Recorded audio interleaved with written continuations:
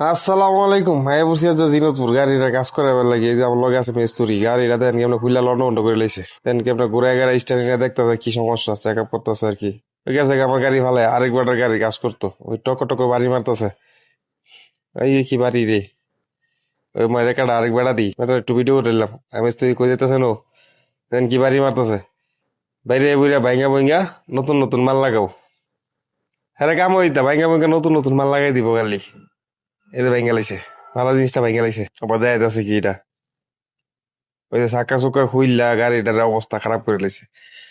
কি অবস্থা করছে দেখছো নি মনে কেডা, ও জালাল মিয়াদি, ইলা হচ্ছে এনার মালিক।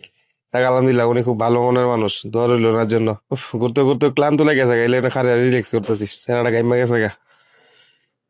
ওর অ্যাডমিনিস্ট্রি আহা, কিমনে কাজ করতেছে, গাছ রানিং চলছে, ও খুললা মুল্লা সব উল্টা ফালা রাখছে। এই যে মেশিন কি জোরে জোরে ঘুরতেছে, দেন কেমন কাজ করতেছে। মিস্ত্রি সে আদে কেমন হয়ে যাবে, রাগ হয়ে আছে।